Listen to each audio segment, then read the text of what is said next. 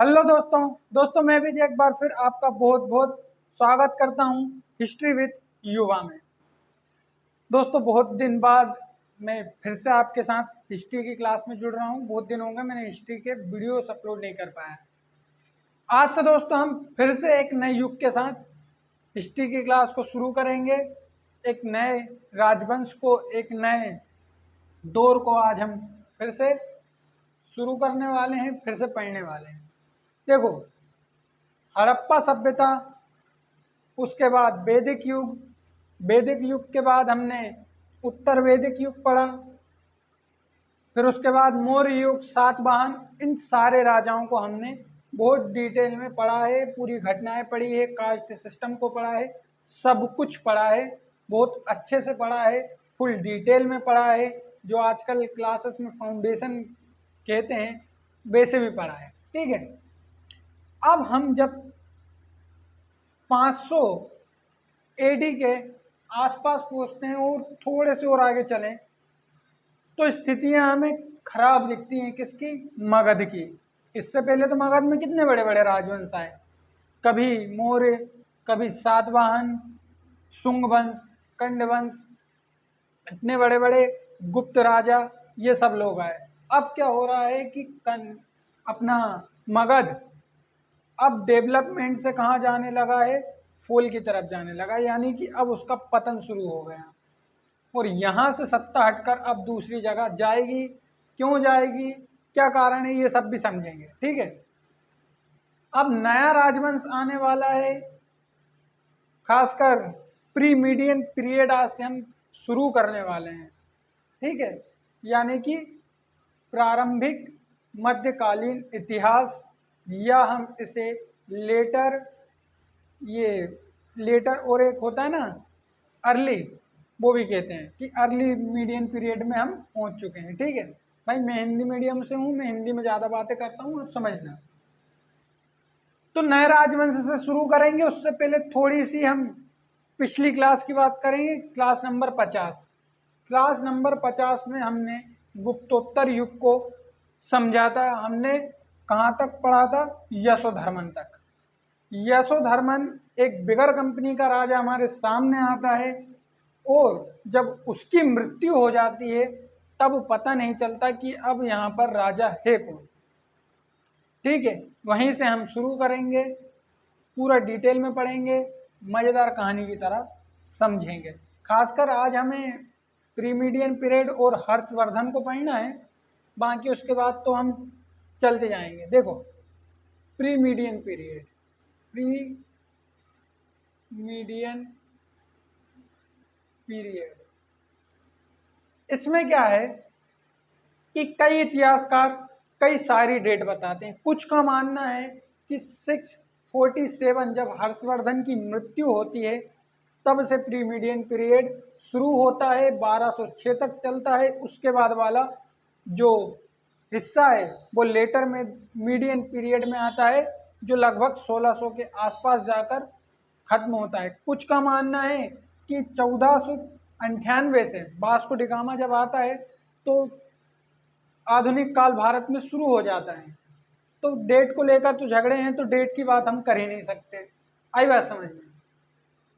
अब हम pre median period में पहुंचे हैं, तो हर्षवर्धन नाम का जो राजा है, इसके बारे में हिंसांग बताता है, अभी हम पढ़ेंगे कि उत्तर भारत का, देखो भारत का नहीं, उत्तर भारत का अंतिम महान राजा कौन था? हमारा हर्षवर्धन था, ये हिंसांग कहता है। तो इसके मरने के बाद, हर्षवर्धन के मरने के बाद हम देखते हैं कि कई सारे नए राजवंशों का उदय होता है, तो उनको भी अभी हम पढ़ेंगे, आगे चलेंगे जब। और हेनसंग आता है तो वो सारी जानकारी देता है। ठीक है, तो किसको शुरू करना है? प्री मीडियन पीरियड को शुरू करना है। जो हर्षवर्धन का साम्राज्य है, हर्षवर्धन का जो शासन काल है, उस शासन काल को ऐसा माना जाता है कि वे प्री मीडियन पीरियड और हमारे मीडियन पीरियड के बीच, देखो प्री मीडियन और मीडियन दोनों के बीच की कड़ी है। यानी कि कुछ इतिहासकारों का मानना है कि प्री मीडियन यहीं से शुरू होता है, कुछ का मानना है इसके बाद शुरू होता है। आर एस शर्मा ये लिखते हैं कि प्री मीडियन पीरियड जो है वो हर्षवर्धन के साम्राज्य के साथ शुरू होता है, लेकिन प्राचीन काल और हर्षवर्धन दोनों के शासनकाल की बात अगर हम करें तो प्री मीडियन पीरियड के साथ ही माना जाता है कि हर्षवर्धन का काल शुरू होता है। ठीक, अब इस मैप से आपको कहानी सुनना है बहुत मजेदार तरीके से, मजा आएगा। देखो, यशोधर्मन की मृत्यु हुई। यशोधर्मन कौन था? अचानक से मालवा में एक बिगर कंपनी का राजा हमें देखने को मिला जिसके माता पिता की हमें कोई जानकारी नहीं है। पाटलिपुत्र में कौन था? मगध में। यहां पर थे नरसिंह गुप्त बालादित्य। ठीक है, जब नरसिंह गुप्त बालादित्य को यशोधर्मन ने मिहिरगुल को पकड़ के सौंप दिया तो मिहिरगुल को उसने क्या किया था? छोड़ दिया था। और जब उसको छोड़ दिया तो मिहिरगुल भाग कर गया कश्मीर। कश्मीर में वो 1 साल तक रुकता है, वहाँ के राजा की मृत्यु करता है। शैव धर्म का वो व्यक्ति रहता है, कई सारे लोगों की वे हत्या भी कर देता है। ठीक है, जिसमें बौद्ध धर्म के लोग होते हैं, कुछ ब्राह्मण होते हैं, इनकी हत्या करता है। तो अब देखो भाई, यहाँ से वो भाग कर गया तो नरसिंह गुप्त बालादित्य से कौन नाराज है? यशोधर्मन। यशोधर्मन को पसंद नहीं आया कि हमने पकड़ के दिया, तुमने छोड़ दिया, मतलब इज्जत ही नहीं है। तो इस इज्जत ही नहीं है के चक्कर में यशोधर्मन को हुआ टेंशन, उसने मालवा से तो सत्ता छीन ही ली, साथ ही साथ पूरे उत्तर भारत में अपना वर्चस्व जमा लिया। और उसकी बाद में जब मृत्यु होती है तो उसकी कोई संतान ही नहीं थी, उसका एक भी वंशज नहीं था, कोई भी उसका पुत्र नहीं था कि वो सत्ता किसी को सौंप दे। तो उसके बाद जिसको जो जो राज्य मिले सबने अपना अपना राज्य बांट लिया, जिसको जहाँ पर जो मिला वो ले लिया। जैसे पंजाब की बात करें तो पंजाब में जो हूण आए थे आक्रमणकारी, उन लोगों ने सत्ता को स्थापित कर लिया। ठीक है, पंजाब में कौन हो गए? हूण हो गए। इधर थोड़े से आगे आए तो थानेसर या थानेश्वर, थानेसर या थानेश्वर में पुष्यभूति नाम का एक व्यक्ति शासन करता पाया गया, जिसने पुष्यभूति वंश की स्थापना थानेश्वर में की। कन्नौज में मोखरी वंश, ये लोग दिखे। अभी भी मगध में यहाँ बना दे रहा हूँ, यहाँ पर है कौन? दामोदर गुप्त, ये है। ठीक है, इधर बंगाल में चलें तो यहाँ पर गोड़ राजा शशांक है, और सबसे खतरनाक राजा इनमें अपना गोंड राजा शशांक ही है। इसको कोई नहीं हरा पाएगा, ये सबसे खतरनाक राजा इस समय का, भी सबको पढ़ेंगे। ठीक है, तो पंजाब में कौन है? हूण है। थानेसर में कौन है? पुष्यभूति वंश का यहाँ पर शासन शुरू है। कन्नौज में मोखरी वंश है। मगध में कौन है? दामोदर गुप्त है। ठीक है, इधर मालवा में क्या है? यहाँ तो कोई भी नहीं है, खाली पड़ा है यहाँ पर। अब देखो यहाँ पर होता क्या है कि कन्नौज में जो मोखरी वंश है, ये लोग अचानक से कहाँ से आए? ये जो पुष्यभूति वंश की अब हम बात कर रहे हैं, ये लोग हैं कौन? जब देखो, जब इतिहास में अचानक से कोई भी आ जाता है, हमारा सिलेबस बढ़ जाता है, समझ में नहीं आ पाता कि ये लोग हैं कौन। तो भाई हूण को तो हम पहचानते हैं, बहुत देर से पढ़ रहे हैं, स्कंदगुप्त को पढ़ा, कुमारगुप्त को पढ़ा। ये पुष्यभूति अचानक से कहाँ से आ गए? कन्नौज की बात करते हैं तो मोखरी वंश, इसमें अभी पूरे राजाओं को भी समझेंगे। मगध में तो गुप्त लोग हैं, ये परिवर्ती गुप्त शासक है।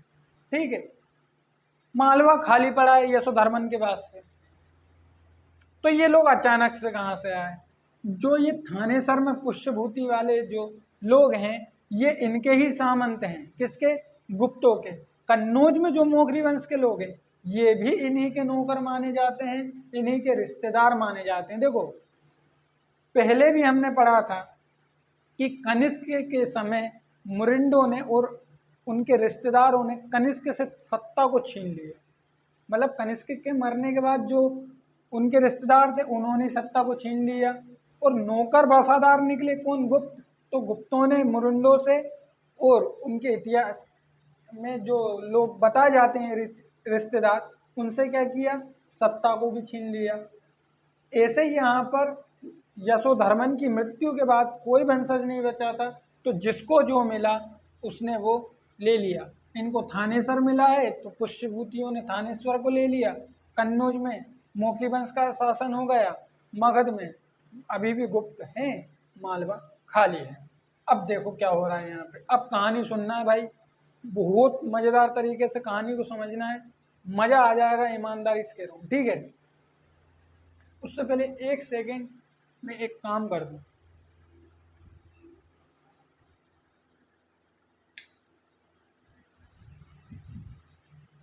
ठीक है भाई, अब कहानी को समझना है बहुत मज़ेदार तरीके से। तो कन्नौज में है मौखरी वंश, मगध में है दामोदर गुप्त, ये परिवर्ती गुप्त शासक है। थानेसर है अपने पुष्यभूति।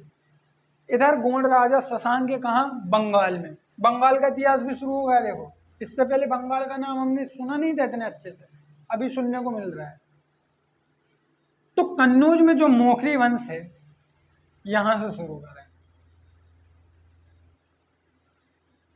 मौखरी वंश, इसका जो संस्थापक माना जाता है वो है ईशान वर्मा। ठीक है, ईशान वर्मा या ईशान बर्मन, ये संस्थापक माने जाते हैं।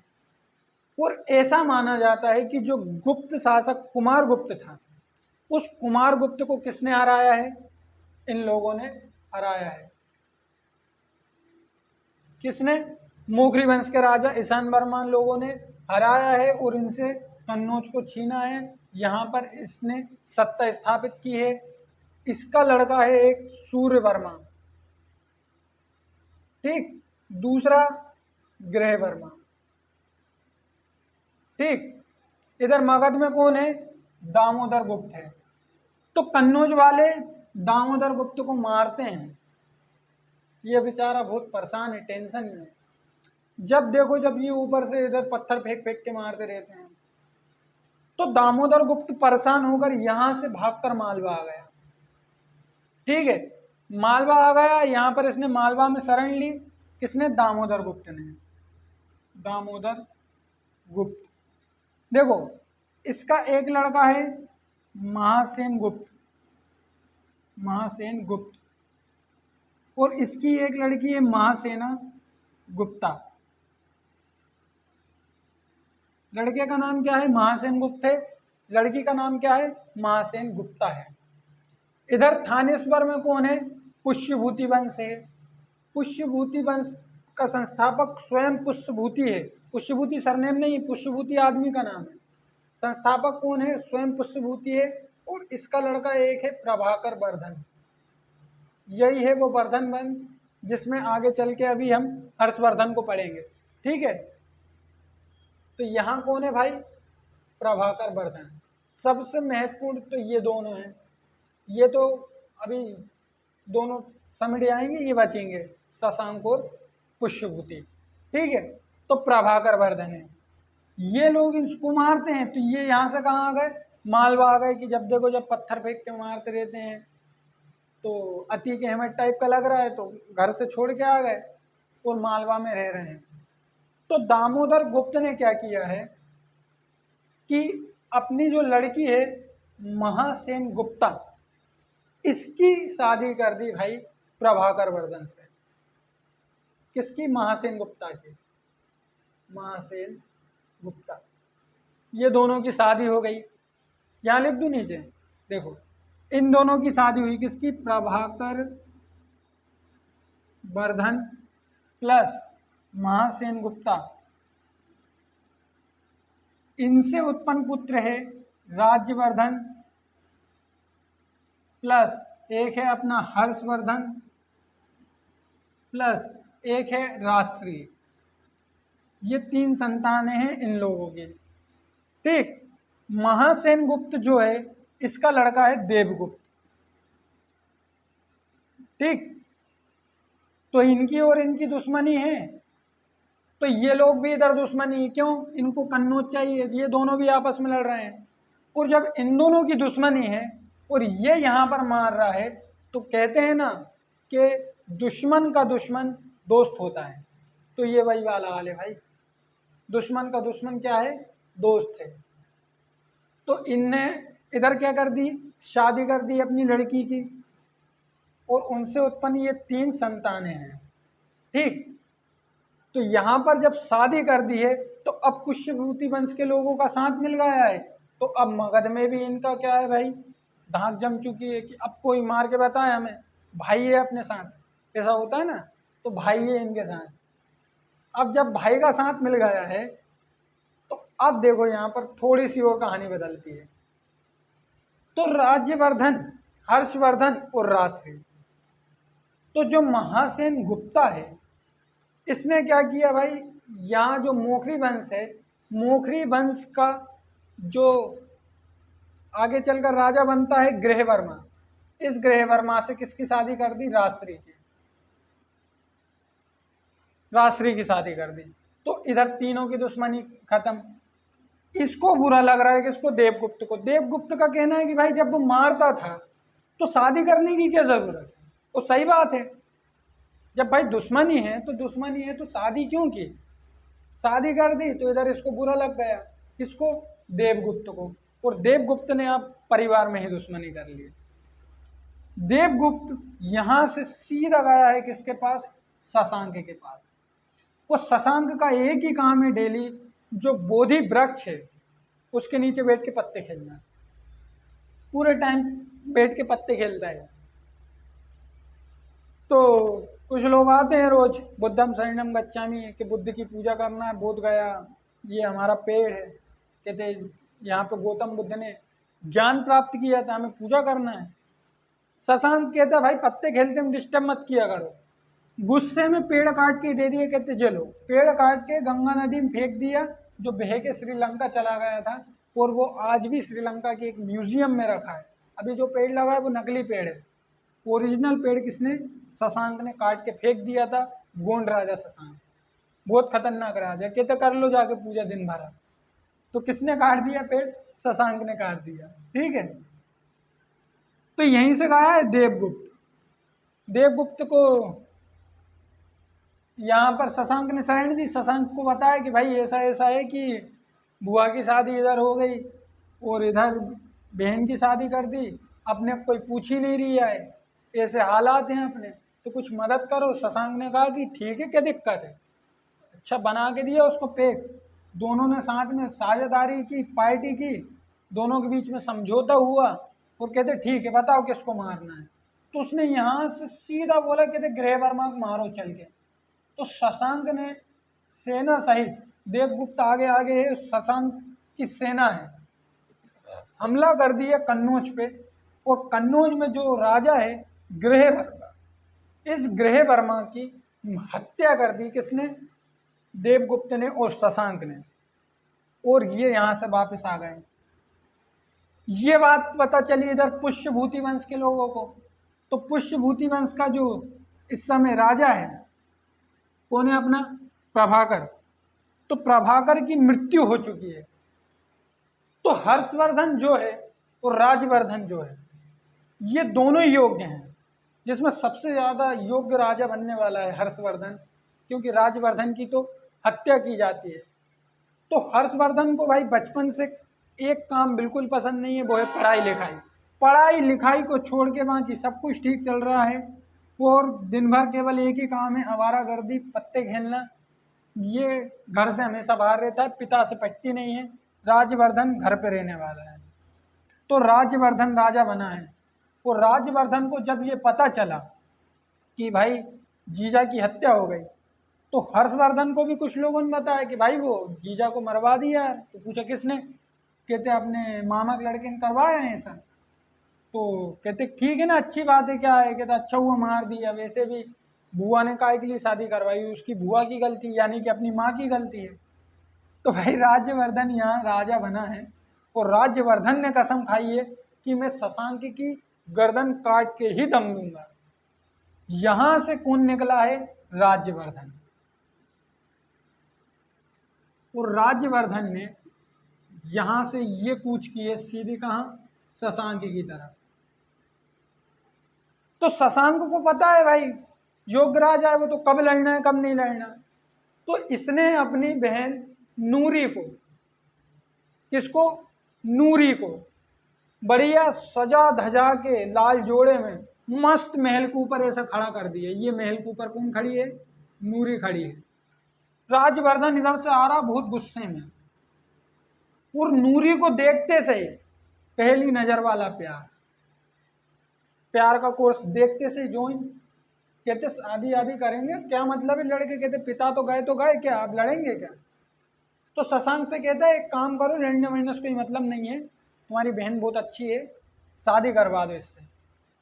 तो नूरी ने किसको जुतवा लिया, इसको जोत लिया, किसको, राजवर्धन को। और अब भाई इधर पर खाना खाने बैठे हैं सब। तो ये अपना देवगुप्त बैठा है, ये अपना राजवर्धन, ये शशांक बैठा है, ये पातलें लगी हैं खाने के लिए बैठे हैं। और इधर से कौन आई है खाना परोसते हुए, ये नूरी आई है ऐसे हाथ में बाल्टी लेके कि लो सब्जी ले लो रायता ले लो, ऐसे आई है कौन, नूरी। और खाना खाने के लिए राजवर्धन बैठा है, नूरी ने ऐसे करके चाकू निकाला, वो ज्योति मौर्य टाइप का धोखा दिया है और राजवर्धन के पीठ में घूप दिया। राजवर्धन की हत्या हो गई। किसने करवाई, शशांक ने करवाई। ये शशांक की चाल थी जो राजवर्धन समझ नहीं पाया। इसलिए कहते हैं कि प्यार का कोर्स ज्वाइन करने से पहले बहुत देख लो, पड़ताल कर लो, मंजा सुतवा दिया। ठीक है, तो यहाँ पर राजवर्धन खत्म। अब यहाँ पर किसको पता चला है, ये पता चला है अपने हर्षवर्धन को। एक आया है दौड़ के, तो हर्षवर्धन ने पूछा कि तो बताओ, तो वो कुछ बोल नहीं पा रहा है, क्या बोले भाई। तो हर्षवर्धन ने कहा कि पैसे ही से चाहिए क्या, कम पड़ गए। तो कहता नहीं वो बात नहीं है। फिर पूछा कि गुटखा उटका मिलवाएं, कहते नहीं वो भी नहीं। कहते तम्बाकू चाय, कहते अरे बताओ भाई क्लियर बात क्या है। तो क्लियर बात जब पूछी तो इसने बताया कि शशांक से लड़ने गए थे, पिता की भाई की मौत का बदला लेने गए थे, पिता भी इसके चक्कर में मर गया और भाई भी इसके चक्कर, भाई मतलब बहन का जो हस्बैंड है वो भी इसके चक्कर में मर गए।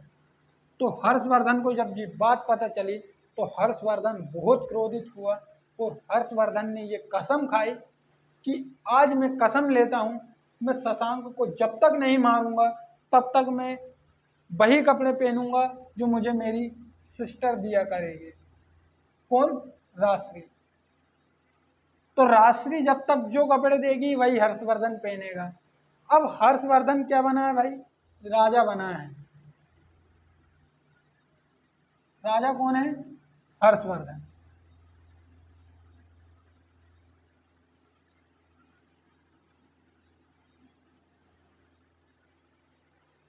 अब हर्षवर्धन राजा बना है, इधर कौन है, शशांक। ये मस्त राजा है, इधर सब कुछ बढ़िया चल रहा है, देवगुप्त बढ़िया साथ में है, दोनों पार्टी आर्टी चल रही है मस्त, अमेरिकन ब्लेंडर, किंगफिशर अल्ट्रा सब कुछ चल रहा है। इधर हर्षवर्धन टेंशन में। तो हर्षवर्धन ने ये कन्नौज, अब यहाँ पर तो कोई है नहीं, तो यहाँ पर राजधानी ले आया, कहाँ पर, कन्नौज पर। देखो अब यहाँ से मगध का इतिहास खत्म। अब मगध डबल से हमारे सामने नहीं आएगा, अब मगध का हमें नाम सुनने को नहीं मिलेगा। अब मगध यहाँ पर खत्म हो चुका है। क्यों हो चुका है अभी समझेंगे, ठीक है। अब कन्नौज में हर्षवर्धन ने क्या किया है, राजधानी को स्थानांतरित किया है। इसके जन्म को लेकर बात करें तो जन्म का तो कोई पता नहीं चलता कि तारीख क्या थी, डेट का पता नहीं रहता, क्योंकि कैसे बताएं कि भाई कोई व्यक्ति कब पैदा हुआ है इतिहास में, ठीक है। डेट तो लिखी नहीं होती है अभिलेखों पर। तो हर्षवर्धन की टीले की खुदाई में हालांकि बहुत सारी चीज़ें मिलती है, जन्म की बातें समझ में नहीं आ पाती। तो हर्षवर्धन कौन है, राजा है।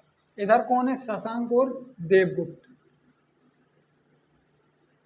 वो कसम खाई है कि यहाँ से अब मैं जब तक शशांक को मार नहीं देता तब तक मैं वही पहनूंगा जो मुझे मेरी बहन कपड़े देगी, और खाना भी वही खाएगा, और क्या, वैसे भी कुछ कहाँ बचा है, और पी लो सिगरेट। तो ये हर्षवर्धन है। अब हर्षवर्धन इधर राजा बना है, तो चाइना में देखो यहाँ चाइना से एक व्यक्ति आया है सीधा और मुंबई के स्टेशन पर रुका है। पानी पानी पानी पानी आया है ये, इसका नाम है हेनसांग। ये व्यक्ति आया है कौन? हेनसांग। और आते से ही मुंबई स्टेशन पर इसका सामान चोरी। मुंबई शुरू से बदनाम है भाई, मुंबई स्टेशन पर सामान चोरी। तो ये लिखता है बाद में कि कहते हैं भारत में चोरी बहुत होती है। फाइयान आया था विक्रमादित्य के समय, तो फाइयान बताता है कि चोरी नहीं होती, लहसुन प्याज नहीं खाते, विष्णु की पूजा करते हैं। तो ये बताता है कि चोरी बहुत होती है। ठीक है, हेनसांग भी इसी के समय आता है। अब हर्षवर्धन ने कसम खाई है, सिस्टर के पास ये रहता है। ये सिस्टर क्या नाम है उसका? राशि। और यहीं पर कौन रह रहा है? हर्षवर्धन। यहाँ से तो ये आ चुका है, यहाँ से इसको भूल जाओ आप, ये भी खत्म। हर्षवर्धन ने गुस्से में आक्रमण कर दिया किस पे? शशांक पे। 3 जूते दे के भगाया शशांक ने। यहाँ से सीधा वापस, कि कोई मतलब नहीं है, बहुत मारता है वो तो। गोंड राजा है भाई, कितने हष्ट पुष्ट होते हैं गोंड। तो यहाँ से शशांक वापस हो गया, कहता कोई मतलब नहीं है, बहुत मारेंगे। अब यहाँ से हर्षवर्धन वापस हो गया। अब हर्षवर्धन इंतजार कर रहा है कि कब शशांक की मृत्यु हो, कब मैं उत्तर भारत में अपना वर्चस्व जमाऊं। जब तक शशांक की मृत्यु नहीं हुई तब तक बंगाल को कोई भी नहीं जीत पाया। इसलिए सबसे खतरनाक राजा प्री मीडियन पीरियड में शशांक को माना जाता है। हर्षवर्धन को उत्तर भारत का एकमात्र महान राजा माना जाता है 6वीं शताब्दी के आसपास तक। ठीक है, 6वीं शताब्दी के आसपास का जो अंतिम राजा है वो ये है। लेकिन सबसे महान राजा तो शशांक रहा ना भाई, समकालीन है दोनों। ठीक है, इसने ही बोध गया का जो वृक्ष है, गौतम बुद्ध ने जहाँ पर ज्ञान दिया था, जो पेड़ था उसको किसी ने कटवाया था, वो कौन था? शशांक ही था। हर्षवर्धन क्या है? अब यहाँ पर राजा है। शशांक की मृत्यु हो चुकी है, इसके बाद इसने यहाँ पर अपना कब्जा जमा लिया और धीरे धीरे करके यहाँ भी यहाँ भी यहाँ भी, यहाँ तो जमा ही चुका है, इधर भी इधर भी। तो जब वो इधर आया है ये नर्मदा नदी के तट पे, तो सोच रहा है कि मैं दक्षिण भारत में भी चला जाऊँ। चालुक्य नरेश पुलकेशिन द्वितीय, चालुक्य पुलकेशिन द्वितीय, पुलकेशिन सेकंड, नर्मदा नदी पर यहाँ पर इसने किसको? हर्षवर्धन को परास्त किया है। ये बात ध्यान रखना, चालुक्य नरेश पुलकेशिन द्वितीय ने। हर्षवर्धन ये भेष बदल कर, यानी कि अपने अपने कपड़े बदल के क्या करता था? साम्राज्य में जाकर देखता था कि जनता के बीच में साम्राज्य चल कैसा रहा है, जनता खुशहाल है या नहीं है। ये चीज़ इसको महान बनाती है। ठीक है, हर्षवर्धन का एक काम क्या है? जनता के बीच जाकर ये भेष बदल कर देखता है कि जनता में कोई चीज़ की कमी तो नहीं है, बहन के दिए हुए कपड़े पहनता है। ठीक है, जितनी भी कमाई करता है उसका 33%, 1/3 हिस्सा, 1/3, ये क्या करता है? अपने जो भी ऋषि मुनि हैं, जो भी महान लोग हैं, उनको दान करता है। कौन? हर्षवर्धन। ये चीज़ इसको महान बनाती है। ठीक, साम्राज्य में देखो आप इंसान क्या क्या बता रहा है, इंसान के हिसाब से बात कर, इंसान क्या क्या बता रहा है। देखो, चोरी तो इतनी होती है कि पूछो मत, कि चोरी बहुत होती है ये बताता है। वो चोरी से बचने के लिए राजा ने बड़े बड़े उपाय किए, राजा ने बड़ी बड़ी मेहनतें की, बड़े बड़े नियम कानून प्रावधान बनाए। ये बताता है कि हाथ कटवा दो चोरी करे तो, कोई चोरी करे तो उम्र कैद करवा दो। इसके बाद भी चोरी कम नहीं हुई, इतनी चोरी होती थी हमारे देश में। हिंसंग बताता है। बौद्ध धर्म की ये क्या लेने आया है भाई? शिक्षा। ठीक है, नालंदा के बारे में क्या क्या बताता है, इसका कंपैरिजन हम करेंगे किससे? फाइयान से। फाइयान क्या बताता है और हमारा हिंसंग क्या बताता है। देखो, फाइयान बताता था कि 10,000 लोग, नालंदा के जो विश्वविद्यालय है, वो मठ है, उसमें रह सकते थे। कई सारे बौद्ध भिक्षु और ब्राह्मण भी रहा करते थे, ऐसा मानते हैं, ये बताते हैं। हिनसांग बताता है कि यहाँ मात्र 2000 लोग रहते थे। पर डे की इनकम की बात करें तो 1 लाख सोने के सिक्के पर डे, 1000 माफ कीजिए, 1 लाख नहीं 1000 सोने के सिक्के आया करते थे, जबकि हिनसांग बताता है कि मात्र 200 आया करते थे। तो हिनसांग की बातों पर विश्वास ज़्यादा किया जा सकता है। लेकिन फाइयन कब का है? वो है भाई हमारा विक्रमादित्य के समय का, और उस समय सोना कितना था, नागार्जुन ने तो पारस पत्थर से सोना बनाना भी सीख लिया था। इधर हर्षवर्धन है, तो इस समय देख लो हालत क्या है अब। तो कंपैरिजन करना भी हालांकि इतिहासकार करते हैं, लेकिन अपना अपना उनका नजरिया है, ठीक है। ये कौन बताते हैं? हिनसांग बताते हैं। मुंबई स्टेशन से क्या हुआ था? सामान चोरी हुआ था, ठीक है। किससे हारा है हर्षवर्धन? यहाँ पर जो पुलकेशिन द्वितीय है दक्षिण भारत में, उससे हारा है, नर्मदा नदी के तट पर। अब देखो यहां से मगध खत्म और कन्नौज शुरू, ठीक। लगभग 1206 तक केवल और केवल कन्नौज का नाम आएगा, महमूद गजनबी के आक्रमण तक। अब कन्नौज का नाम क्यों, मगध का नाम क्यों खत्म, ये समझना है। क्योंकि कई बार मन में ये प्रश्न चिन्ह रहता है, क्वेश्चन मार्क रहता है कि भाई मगध जब इतना डेवलप्ड हुआ तो कन्नौज में क्यों चले गए लोग। तो देखो इसके बहुत सारे कारण थे। सबसे पहला कारण तो ये है कि मगध जिस समय डेवलप्ड हुआ, यहाँ पर देखो कितने बड़े बड़े महान खुददार राजा थे जिनका जमीर हुआ करता था। मौर्य युग से कन्नौज ने अपना इतिहास बताया है हमें साहित्य भाषा में। मौर्य युग, शुंग वंश, हालांकि वो धार्मिक स्थिति की बात छोड़ो, राजनीतिक इतिहास उनका कितना अच्छा रहा है, कितना खतरनाक रहा है, ऐसे बड़े बड़े राजा है। और ये तो राजनीतिक कारण है। यहाँ पर कितनी गंडक, ये हमारी गंगा, यमुना, ये सारी नदी हैं, सोन नदी है, तो इन सब नदियों से व्यापार भी उन्नत था, ठीक है। धर्म की बात करें तो दान दक्षिणा भी एक हिसाब से हुआ करता था। लेकिन जब गुप्त राजा बने, शुंग राजा बने, तो देख लो भाई कितना दान दक्षिणा सब देना शुरू कर दिया। तो इस चक्कर में कन्नौज की अर्थव्यवस्था बिगड़ गई। एक कारण अर्थव्यवस्था, सबसे पहला कारण क्या है? अर्थव्यवस्था।